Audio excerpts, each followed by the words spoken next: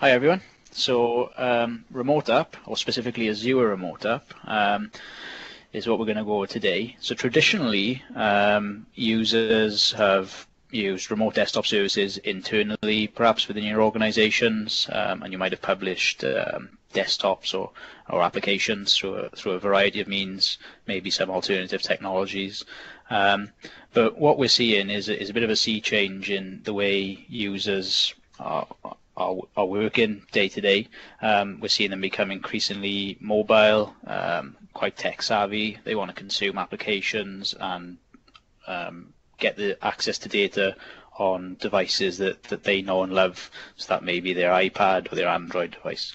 So Microsoft has taken a step back from the idea of publishing desktops. I mean, you can still do that in the latest Windows Server, but what we're seeing a big move to now is just publishing applications from the cloud to any internet connected device, and that's what Azure RemoteApp allows you to do. So it provides you with that flexible access to Windows-based applications without the idea of having any on-premise infrastructure. So this all runs in the Azure public cloud. It's utilizing the same technology in the background, so it's still RDS with the RDP protocol on top, but you can consume it on any device that you really need to. So a Windows device, iOS, Mac OS X, and Android devices too. So it's very, very flexible in that respect.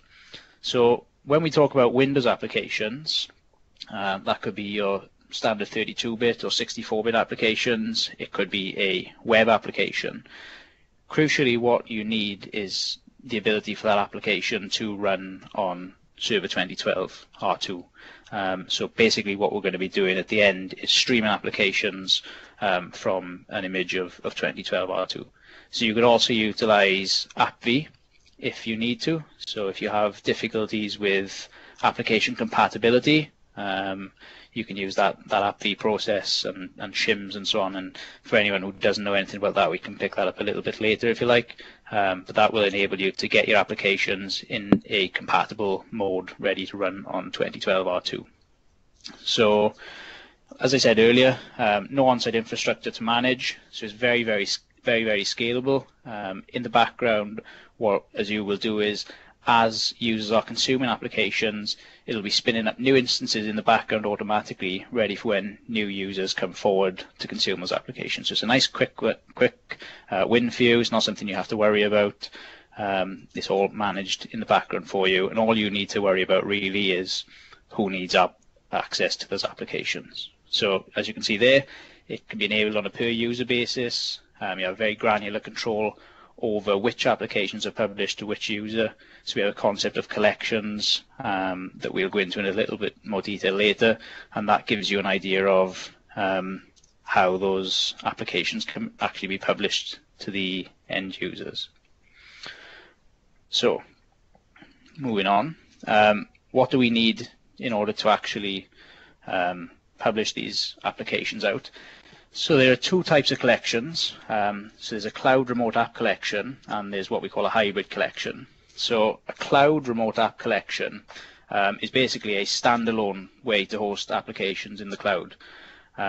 So that's something that doesn't need to connect into your local network. Maybe, well, a good example is, and you get this bundled with RemoteApp, is an image of Office 2013 or Office 365 if you're subscription based. But those will just run as is in the cloud. They don't need any connections back to your on-premise infrastructure in terms of database connectivity or file shares. They just run nice and cleanly in the cloud as a standalone application. So for those, we really don't need anything at all. We just spin up our Azure tenant, and our clients will consume RemoteApp applications on their devices, just utilizing the RemoteApp client.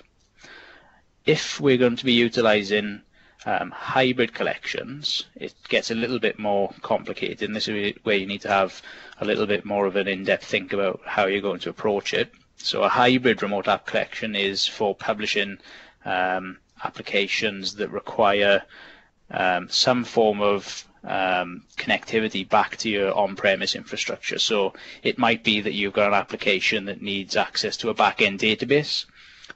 So the nice thing is that you can keep that data within your on-premise data center if you're very protective over that data and you've got particular security needs. You can keep that data in your data center and you're just publishing the application front end through RemoteApp. To achieve that, you need to have some form of connectivity between your on-premise data center and Azure.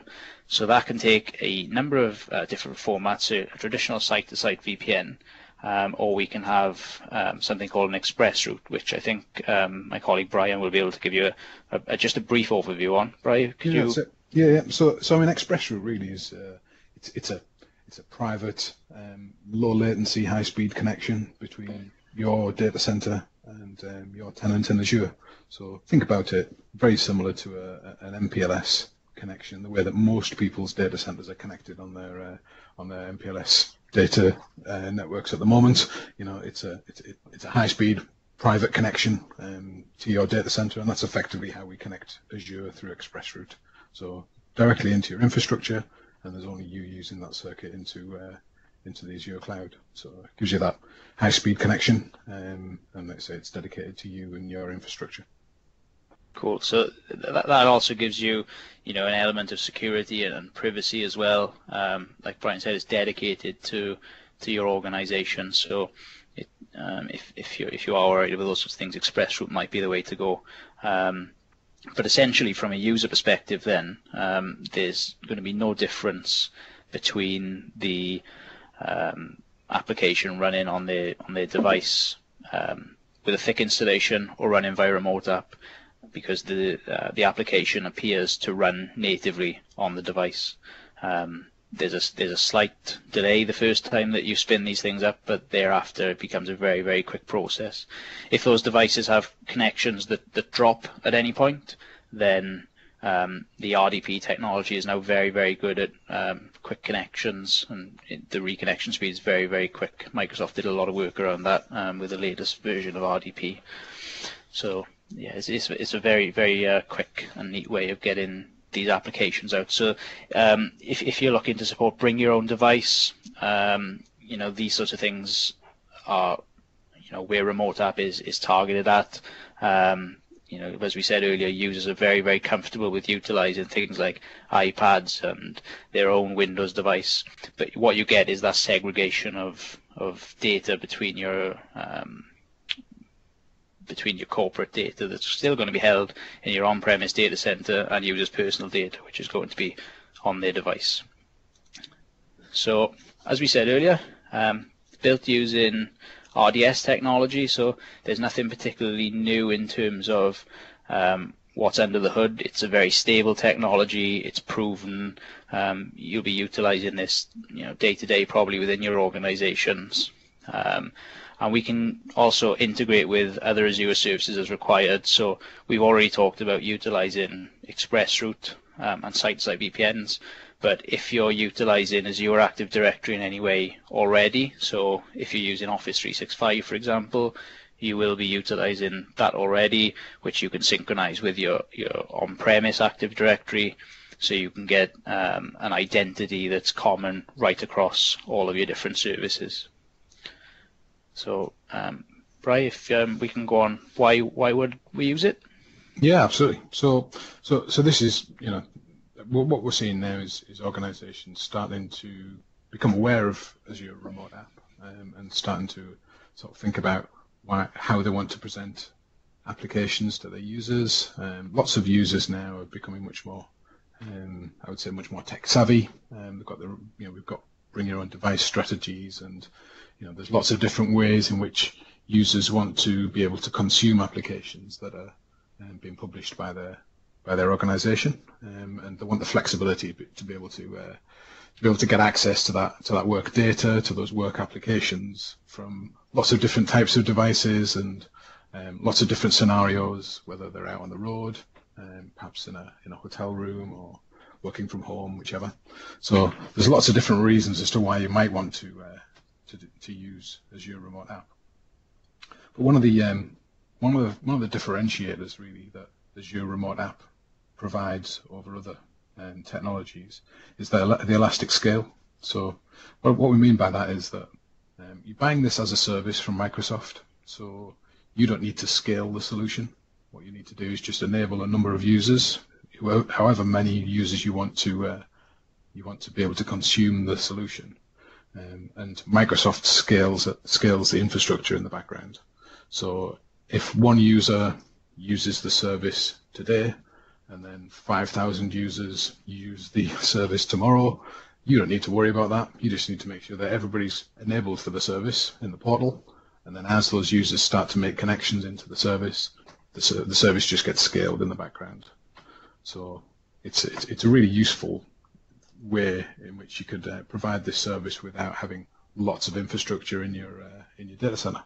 So if you think about traditional ways in which you can provide a VDI desktop as an example, generally you've got to scale that in terms of the number of servers that are providing that service.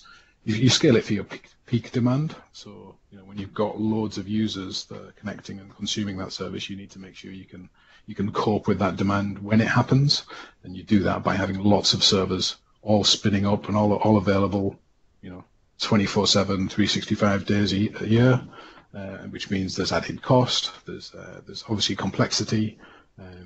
Someone's got to manage all of those servers. They've all got to be patched. They've all got to be licensed and looked after. So the elastic scale of Azure RemoteApp is really, you don't need to worry about that. Microsoft takes all of that headache away from the user. Secondly, the way that the service is costed is quite interesting. So you pay per user on a sort of per user, per minute, per month basis. There's a monthly cap, so once you reach the maximum amount that you're going to pay per month, then you don't pay over that. You just continue to consume the service, but there's no extra cost. I've got a slide, the next slide I think, which covers the published costs, so we can look at those. Obviously, if you're wanting to provide your users with the ability to bring their own devices and use their own devices, whether that's in the office or outside of the office, if you've got that kind of strategy, or you want to enable that kind of strategy, Azure RemoteApp really allows you to do that. So you don't really care about what the end user device, the physical device is, because we know that we can run Azure RemoteApp applications on virtually any device, Windows, iOS, Android, macOS, then as long as it's one of those devices, then you're good to go. You're going to be able to run those applications on there. So again, allowing your users to have that flexibility, to have their own devices, but still to be productive in the work environment. Absolutely, we can do that. So that's another really good reason for deploying this service. Obviously, mobilizing the workforce. So being able to work from anywhere on any device, that's seen very often as quite a desirable thing to do.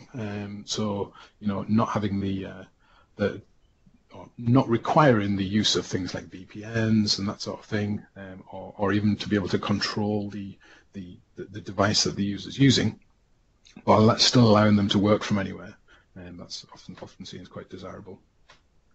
And then if we think about that elastic scale and what that does to our infrastructure costs, traditionally we've probably had an awful lot of servers that are kind of providing this service from the data center. So by deploying Azure RemoteApp, you can wipe out all of those servers, take them all offline. It's not just the cost of buying the servers themselves, but also the ongoing maintenance and management of those servers as a service. You can take all of that out of the data center, and you no longer need all of that. And then with regards to management, so reporting, user metrics, that sort of thing, we've got lots of information that's available through the Azure portal, so we can see how many users are using the service, how much they've used it in that month, what impact that has on your monthly Azure bill. So we've got lots of information around managing and reporting of the Azure service as well. So with regards to the costs, so these are the published costs on the Microsoft website. So we've got two types of user. We've got a basic user and a standard user. And that's generally, there's some sort of very brief descriptions there around the types of users that you would have, and the differentiators between the two. Obviously, there's a cost differentiator, but we can see there we get some, each user gets 50 gigs worth of storage within Azure Remote App. So, when you perhaps as you're creating documents or wanting to store information, each user can do that within Remote App. And then obviously within the starting price, you've got 40 hours there that are included. So you pay that first cost, that gives you 40 hours. Then there's an hourly rate per hour, and then there's obviously a capped price, so £11 and £15. So you'll never pay more than £11 or £15 per user per month, regardless of the amount of Remote App that a user consumes. So you don't have to pay £11 every month. You could pay less, but you'll never pay more, is what we're saying here. And so it's based on usage. So if for whatever reason, if you're a school or a college, and through August nobody uses Remote App because everybody's on holiday, brilliant. You're not going to be paying for those users, so they're not going to be consuming the service. So that's all good.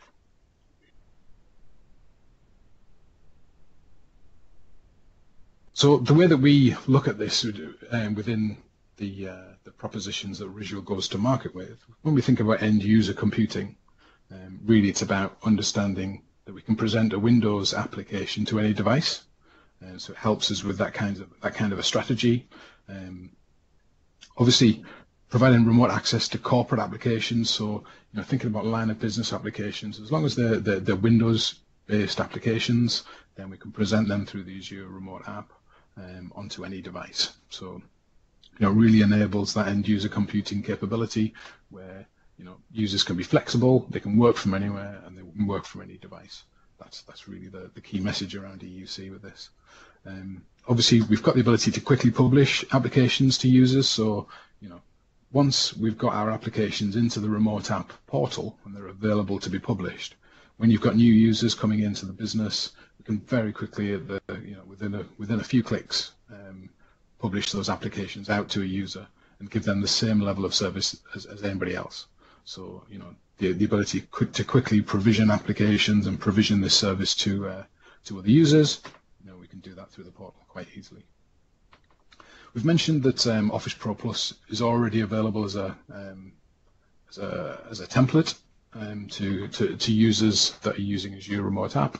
So if you wanted to publish things like Word, Excel, Outlook, those types of things, then you don't need to create those as published applications. They're already there. We can just say, right, yes, we want to publish them to these users, and then users that have got an E3 or an E4 subscription, they can just start to consume their Office 365 services straight away.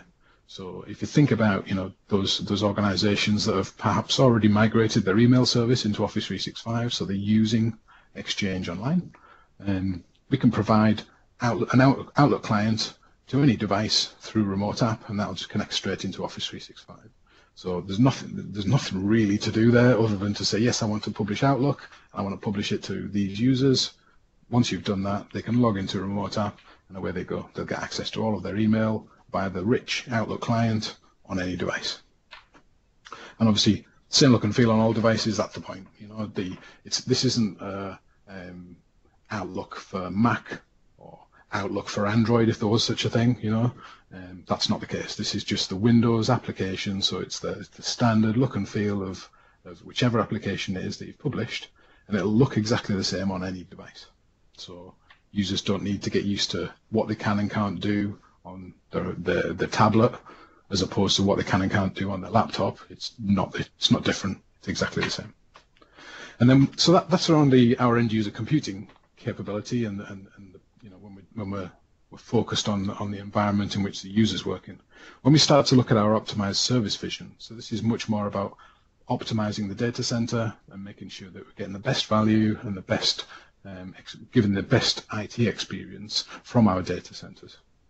So really lots of customers are now starting to talk to us about the kinds of things that they've currently got running in the environment, in the data centers, and looking at the infrastructure that's being consumed and trying to move some of those those pieces of infrastructure into the cloud to try and make them much more cost effective. So, we all know of all of the VDI and the application virtualization providers that are out there, where you've probably got a whole stack of servers sitting in your data center, all ready for, that one day of the year when everybody connects and, we need that certain level of capacity. Being able to take all of those servers out of the data center, move that service into the cloud, and have that scale and be charged on an elastic scale as well. That's something that's very attractive to a lot of organizations, and that's what we're seeing more and more of. So, being able to optimize the data center by removing some of it and pushing it into the cloud and taking that management overhead away, that's something that lots of people are really interested in. We're having lots of conversations around that with our customers at the moment. So I think we're going to move on now to application management. Tim, are you going to pick that one up? Yeah. So traditionally, your application management will have been focused largely around how do I get this update out to my 5,000 users on their Windows devices. So with RemoteApp, that process is simplified to a certain extent in that you only need to have your template updated. So, like I said, we work on the basis of these templates, and basically a template is a virtual hard drive file, so a VHD file with some customizations in and the application installed within that template. And essentially, you upload that to the Azure portal. And then you choose which applications from that template that you wish to publish. So creating a template is fairly easy. You basically use the Server 2012 R2 ISO, so install it from the DVD and create a VHD file. Needs to have the remote desktop session host and desktop experience features installed there. And then you install any additional features that you require, and your applications, configure them in a way that you're happy to send out to the end users. There are then a few steps that you need to perform before sysprepping the image and uploading that to Azure. Now, that's a very manual process, so what you can do is leverage your existing Microsoft technologies. So things like your System Center Configuration Manager have not gone to waste. You can create repeatable and reusable task sequences within your Configuration Manager environment to automatically create these templates for you. So when you update an application, it's just a matter of you importing the application back into Configuration Manager with the customizations that you need, and then running the task sequence to go away and create the VHD file for you again before you upload it into Azure. So we've already talked about the idea of collections, but basically what happens when you upload the template is you select which applications you wish to publish in a collection, and then you publish those applications to the users. Now, that can be via a direct user to application link, or you can be via groups as well. So if we move on to the next slide, which talks about security, and I jump ahead slightly, we've talked about utilizing Azure Active Directory and ADFS. So we know that with Azure Active Directory, you can synchronize your on-premise Active Directory into the cloud and have a federated identity. What that means is you can actually include users within standard Active Directory groups, and when they synchronize up to Azure Active Directory, those users are automatically provisioned to use applications that you've published via RemoteApp. So from a security perspective, as I just mentioned, you can use your identity in Azure Active Directory and ADFS. So with ADFS, potentially you could publish your ADFS in Azure as well. So you don't need any on-premise infrastructure, but you can put particular business rules around that. So not allowing users access from particular IP addresses, or only allowing access from particular IP addresses. So you can get very granular around the control and who can access what and so on. And the nice thing is that we also got support for multi-factor authentication. So for any customer who's utilizing the Enterprise Mobility Suite, which is something else that I do quite a lot of these days.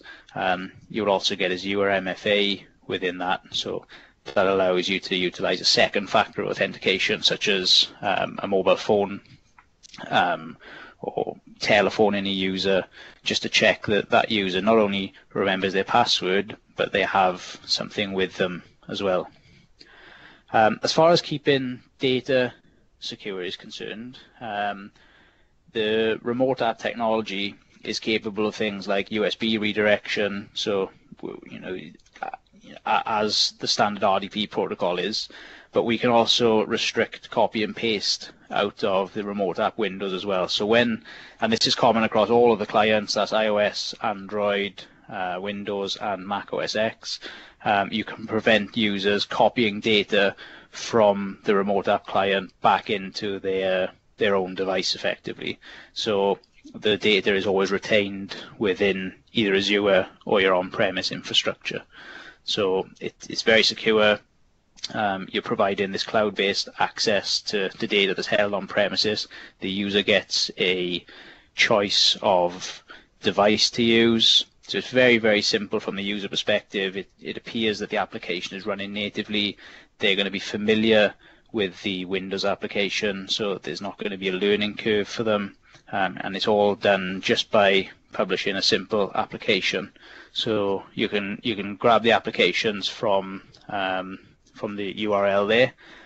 They're a very simple install. So for your Windows devices, you might consider publishing these via Config Manager. And if you've got something like Intune as well, you could consider publishing the applications from any of the stores there too. So you could pre-provision users with all of these if you have something like Intune in place or some other mobile device management suite.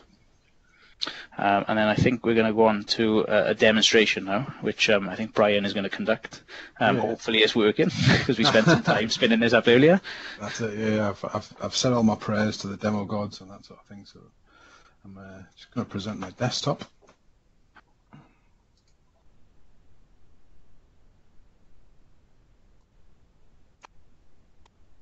Okay, so in a moment you should be able to see my desktop, and this is the remote app client. So this is going to be quite unspectacular in terms of a demo.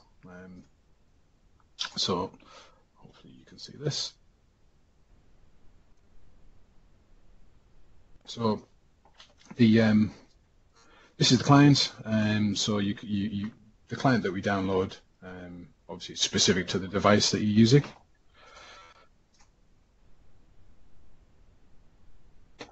Okay, someone's having problems with audio there. So it's specific to the device that you're using. You'd go to the store that's as Tim mentioned there, and download whichever one it is that you're using. So this is really just to show you the environment really. So once you've logged in with your username and password, you've gone through multi-factor authentication if that's been requested by your organization, then you'll be presented with this screen. And effectively these are the applications that have been published to me as a user. And so I just choose then which application I want to open. So obviously I've got the Pro Plus, Office Pro Plus here. We've got some Adobe Reader there as well. You could publish your line of business applications or any application that can run on a Windows 2012 R2 server. You can publish that as an application. And then literally to launch the application, we double click whichever one it is we want to launch, which we want to open. We then effectively make an RDP connection that goes back, and then, wow, we've got Paint open on a Windows desktop. So in terms of I'll acknowledge, in terms of a demonstration, it's not that spectacular. I'm not expecting anybody to be falling off the chairs at the moment. But the point is, this environment is exactly the same on any device. It's been securely published by the internet, and we're just connecting over the internet and getting our applications. So this is the application. Obviously, it sits within its own window, and it looks like it's just running on the device itself. But actually, obviously, we're connected in via remote app. Okay, I think it's also worth saying, Brian, that you can link these applications, as tiles within your start screen as well. So if you're using Windows 8.1 device, you can add that tile into your start menu, I think, and then be able to essentially run that run that natively. Yep, absolutely. So from a user perspective, there's absolutely no difference. No, that's it. So that's the point, isn't it? Really, the idea is, that from a user perspective, you want it to be as intuitive as possible. Once you've opened the remote app client, the applications are all there. It should be really straightforward to be able to launch the applications in a similar way to the way in which it would do it natively with an application that's installed on the local device. So absolutely, it needs to be easy for users to pick up. So I think that covers everything in terms of the content that we wanted to talk about. Dave, are you going to pick up the Q&A? Yeah, definitely, Brian. So just before we go on to the questions and answers part, what I'd like to do is just give everyone a very quick overview of what Visual's managed services offerings are. So we can help you, first of all, identify what Microsoft technologies are available. We can help you plan and deploy them. We can see what we then want to do is help you to monitor and optimize your use of the Microsoft technologies. And to be able to do this, we've got a couple of offerings that we go to market with. The first of which is our fully managed service. So Visual can be your first, second, third line support. Visual essentially can be your IT team. Now we're happy to do this either on a per application basis or complete full outsourcing. And again, for Visual, it doesn't matter whether your services are on-premise, whether they're hosted, hosted in the cloud, or if you've adopted a hybrid approach. Visual would love to be able to help you really support your Microsoft technologies. We're an expert when it comes to these technologies, and the guys in support are absolutely fantastic. If obviously with everything now moving more cloud-based, it's sometimes a change in working practices for people, and again, Visual are able to help and support there. With our Office 365 support packages, we can either do service management, so we can help you troubleshoot any potential issues within Office 365. But I think perhaps one of the most important things for us is our Office 365 Service Maximizer.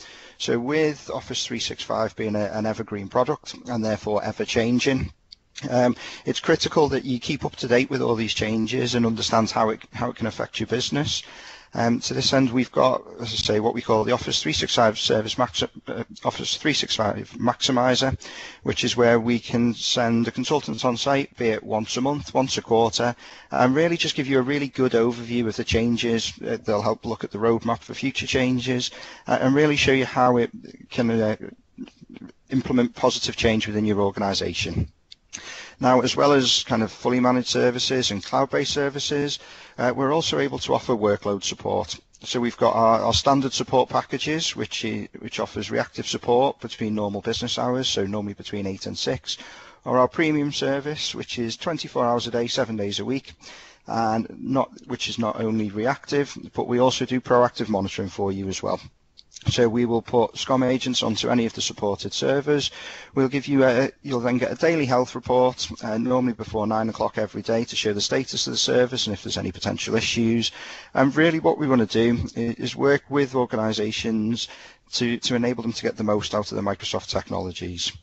What I'd like to do now is if I can ask Grace to take everybody off mute, and hopefully there'll be some questions for either myself, Brian, or Tim.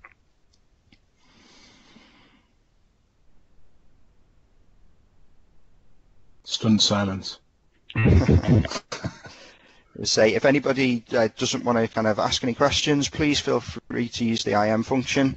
Or if anybody thinks of anything at a later date, or you're perhaps watching today's webcast through the link that we will send out, please feel free to drop any questions through to inquiries@visual.com.